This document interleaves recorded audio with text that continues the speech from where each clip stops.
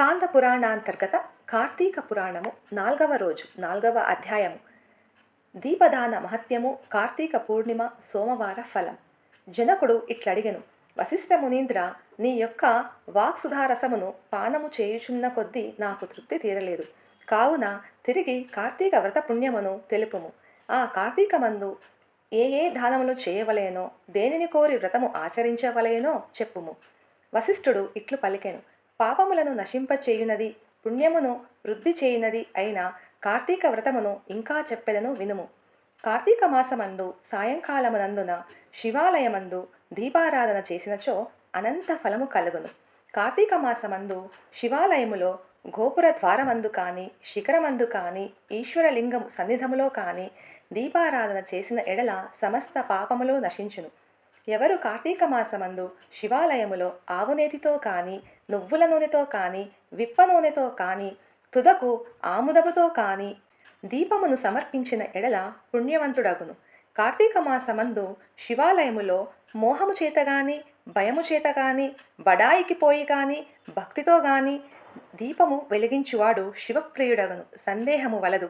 పూర్వకాలమందు పాంచాల దేశమందు కుబేరునితో సమానమైన ఒక రాజు కలడు. సంతానము లేక గోదావరి తీరమందు తపస్సు చేసెను. గోదావరి స్నానార్థమై పెప్పల మహాముని అచ్చటికి వచ్చి చూచి, రాజా, ఎందుకు తపస్సు చేయుచున్నావని అడిగాను. ఆ మాటలు విని రాజు, ఓ మునీశ్వర, నాకు సంతానము లేదు, కాన సంతానము కొరకు తపస్సు చేయుచున్నాను అని చెప్పెను. బ్రాహ్మణుడు రాజుతో ఇట్లు పలికెను: రాజా, భక్తితో బ్రాహ్మణులకు శివునికి సంతోషపెట్టుము, అట్లయినా నీకు పుత్ర సంతానము కలుగును. ఇట్లు పెప్పలముని చెప్పగా ఆ రాజు విని ఆనందసాగర మగ్నుడై నమస్కరించి ఇంటికి వెళ్ళిపోయెను. స్నానము చేసి అలంకృతుడై శివప్రీతిగా దీపదానములను చేసెను.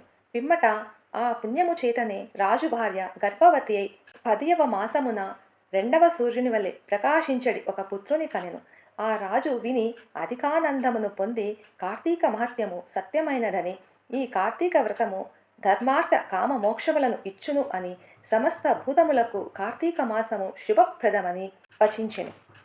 తరువాత రాజు కుమారునకు శత్రుజిత్ అను నామకరణము చేసి బ్రాహ్మణులను గో భూ దానములతో పూజించెను. తరువాత బాలుడు క్రమముగా వృద్ధి నొంది యవ్వనవంతుడై, శూరుడై, సుందరుడై, వేశ్యసంగలోలుడై, అంతటా తృప్తి లేక పరస్త్రీల యందు ఆసక్తి కలిగి ధనాధికములు ఇచ్చి వారిని లోబర్చుకొని సంభోగించుచుండెడివాడు.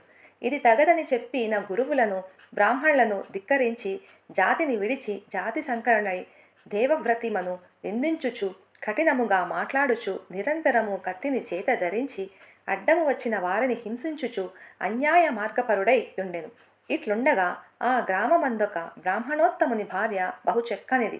సింహము యొక్క నడుము వంటి నడుము కలది, పెద్ద కన్నులు కలది, చిలుక వలె పలుకులు కలది, ఎంతో సుందరమైనది. ఆ రాజకుమారుడు అట్టి విప్ర భార్యను చూచి దాని సౌందర్యమునకు సంతోషించి దాని యందు ఆసక్తి కలవాడాయను. బ్రాహ్మణుని భార్యయు రాజకుమారునందు ఆసక్తి కలదాయను.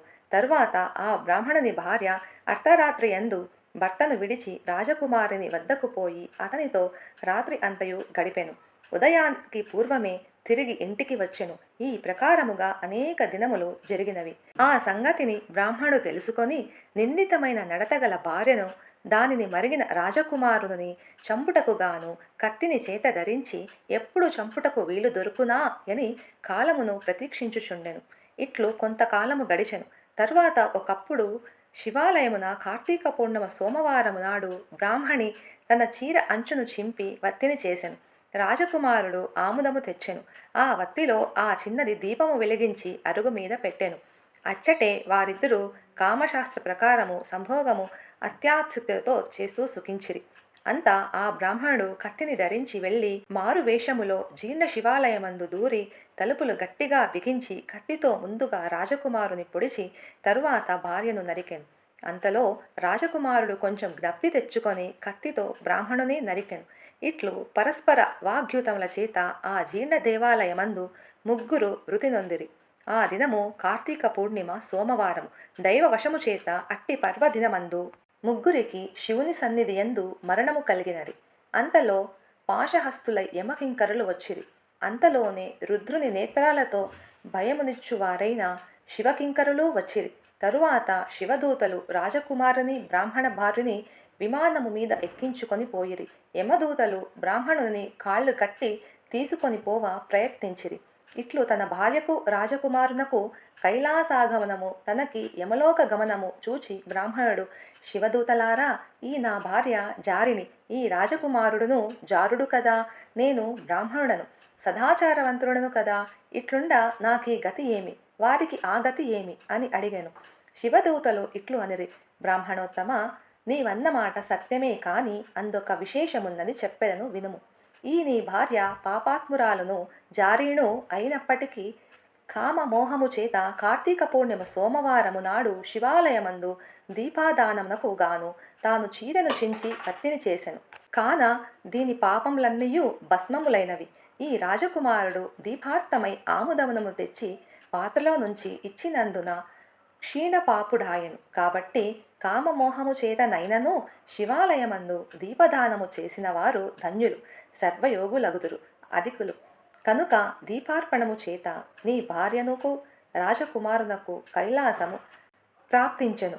దీపదానము చేయనందున నీకు నరకము సిద్ధించినది. ఇదివరకు నీవెంత శుద్ధముగా నున్ననో వారితో సమానుడవు కాలేవు. ధర్మ సూక్ష్మమితి అని తెలియచెప్పిరి. శివదూతలు ఈ ప్రకారముగా చెప్పిన మాటలు విని రాజకుమారుడు దయావంతుడై, అయ్యా, ఈ బ్రాహ్మణుని భార్యతో రమించి ఈ బ్రాహ్మణుని చేత శివాలయమందు హతుడనై నాకు కైలాసము, ఇతనికి నరకము కలుగుట చాలా దుఃఖకరముగా నున్నది. కాబట్టి నా దీపదాన పుణ్యము కొంత ఈ బ్రాహ్మణునకు ఇచ్చాను. ఏకకాలమందు మృతి నొందిన ముగ్గురికి సమానగతియే ఉండవలెను. ఇట్లని ఆలోచించి తన దీపదాన పుణ్యమును బ్రాహ్మణునకు కొంత ఇచ్చెను. ఆ పుణ్యము చేత బ్రాహ్మణుడు దివ్యమైన విమానమునెక్కి కైలాసమునకు పోయెను. అజ్ఞానముతో చేయబడిన ఒక దీపదానముచే ముగ్గురు కైలాసమునకు పోయిరి. కాబట్టి తప్పక కార్తీక మాసమందు ధర్మమును చేయవలెను. అట్లు చేయనివాడు రౌరవ నరకములను పొందును.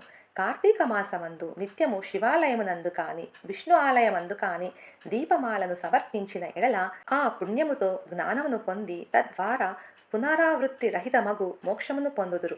సందేహము లేదు. కార్తీక మాసమందు హరి సన్నిధిలో స్త్రీలు గాని పురుషులు గాని తన శక్తి కొలది దీపార్పణము చేసిన ఎడల సర్వ పాపములో నశించును. కాబట్టి నీవును శివాలయమందు కార్తీక మాసమందు దీపమాలికను సమర్పించుము. కార్తీక పురాణము 4వ అధ్యాయము సంపూర్ణము. 4వ రోజు ప్రశ్న. భార్గవుని తల్లి పేరు ఏమిటి? భార్గవుని తల్లి పేరు ఏమిటి? ఓం ఉమామహేశ్వరాయ నమః. శుభమస్తు. Please like, share and subscribe.